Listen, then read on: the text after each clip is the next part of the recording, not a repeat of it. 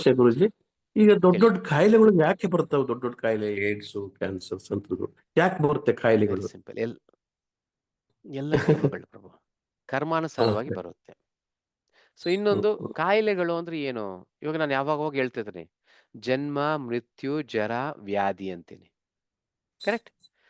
Correct ಅದರಲ್ಲೂ correct. ವ್ಯಾಧಿ ಅಂತೀವಲ್ಲ ಅಂತ ಕೆಲವ್ರಿಗೆ ಹ್ಮ್. ಸಂಶಯಗಳು. ಇಲ್ಲ, ವ್ಯಾಧಿ ಅನ್ನೋದು ಆ ರೀತಿ ಅಲ್ಲ.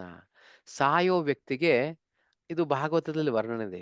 ಗೊರ ಗೊರ ಅನ್ನೋ ಸೌಂಡ್ ಬರುತ್ತೆ, ಉಸಿರಾಡೋದು ಕಟ್ಕೊಂಡ್ಬಿಡುತ್ತೆ. ಹ್ಮ್.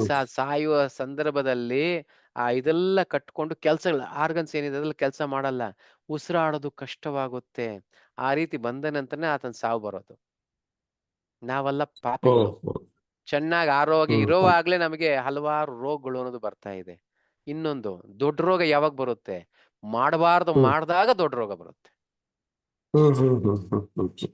ಒಳ್ಳೆಯವ್ರಿಗೆ, ಸರಿ. ಒಳ್ಳೆಯವ್ರಿಗೂ ಅಷ್ಟೇ. ನಾವಂತ ಒಳ್ಳೆಯವ್ರು ಅನ್ಕೊಂತೀವಿ, ಒಳ್ಳೆಯವ್ರಿಗೆ ಬರ್ತಾ ಇದೆ. ಇಲ್ಲ, ಈ ಸೃಷ್ಟಿಯಲ್ಲಿ ಹ್ಮ್. ಕಲಿಯುಗದಲ್ಲಿ ಇರೋರು ಯಾರು ಒಳ್ಳೆಯವರಲ್ಲ. ಒಳ್ಳೆಯವರಲ್ಲ. ಹೌದು. ಎಲ್ಲರೂ ಹೌದು ಗುರು. ಪಾಪಿಗಳೇ.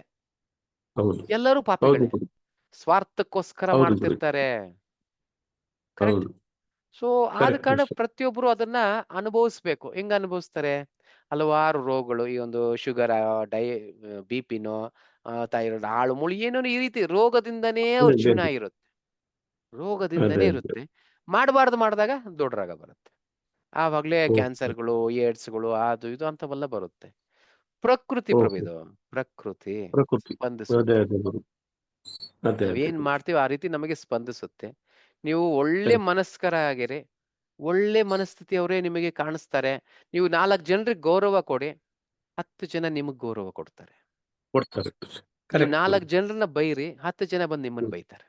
ಬಹಳ ಬೈತಾರೆ ಗುರು. ಅದು ವೆರಿ ಸತ್ಯ ಸಿಂಪಲ್, ಗುರುಜಿ. Very simple. ಹೌದು ಗುರುಜಿ. ಆಯ್ತು ಭಗವದ್ಗೀತೆ ಗುರು. ಬಂದಿದ ತಕ್ಷಣನೇ ಜೀವನ ಅರ್ಥ ಹ್ಮ್. ಆಗುತ್ತೆ. ಹೆಂಗೆ ಜೀವಿಸ್ಬೇಕು ಹೌದು. ಅನ್ನೋದು ಅರ್ಥ ಆಗುತ್ತೆ. ಕರೆಕ್ಟ್. ಓಕೆ. ಹೌದು ಗುರುಜಿ. ಹ್ಮ್. ಎಸ್.